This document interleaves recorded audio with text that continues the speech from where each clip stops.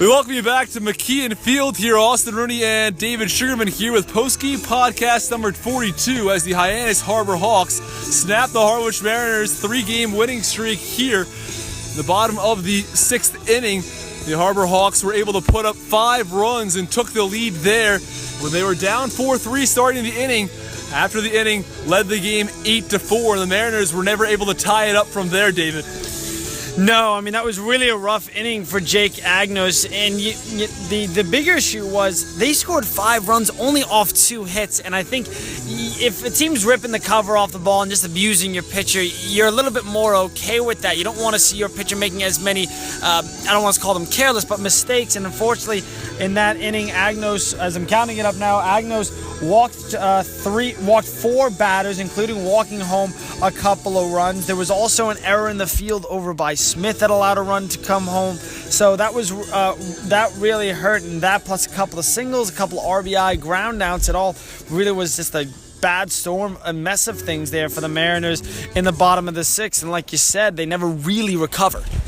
Sticking with the pitching here, Cal Kruger did have a good start though, and for the most part, Peyton Alford also did pretty well at the end of tonight's game, David.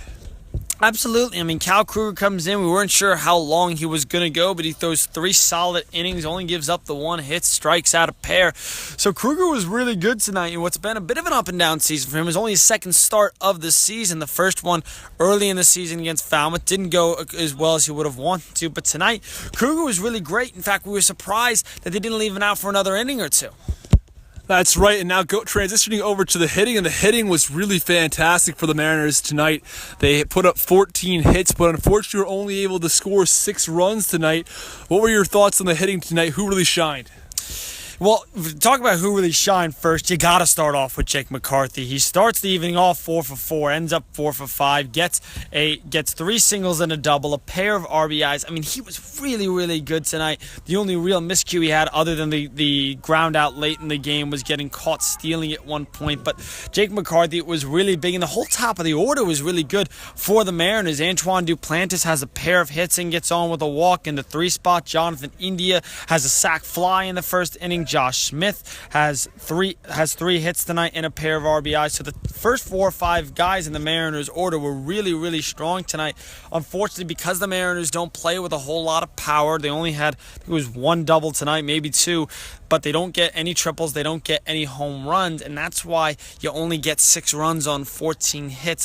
The offense was far from an issue tonight, but normally if you flex a little bit more power, you put up 7, 8, 9, maybe even 10 runs, and it ends up being a little bit of a different game. But in large part, you gotta be happy with the offense. So tomorrow, the Harwich Mariners will face off against the Brewster Whitecaps. They send Tyler Baum to the mound. What do you look forward to the Mariners then tomorrow? Yeah, I think this team's playing with a lot of pride and a lot of heart right now with only 2 games left. Obviously, they've been out of the playoff picture for a couple of games. And, Baum and Billingsley, likely their starter on Thursday, have both been really, really good this season. Baum, probably the Mariners' most consistent starting pitcher this season. So I think that, and look for a little bit of revenge on Brewster. It's no secret the last time they played the Whitecaps was the 10-2 blown lead at Brewster. It'll be the last home game tomorrow, then at Brewster on Thursday. So it's a good chance to not just showcase their skills 2 more times, but also get a little bit of revenge and maybe mess with Brewster in the standings a little bit. I think they were 3rd coming into tonight. Maybe send them down to 4th. Give them a tough first-round matchup against the Orleans Firebirds. So that will do it from us here at McKeon Park. Austin Rooney and David Sugarman saying so long until tomorrow night when the Harwich Mariners face off against the Brewster Whitecaps.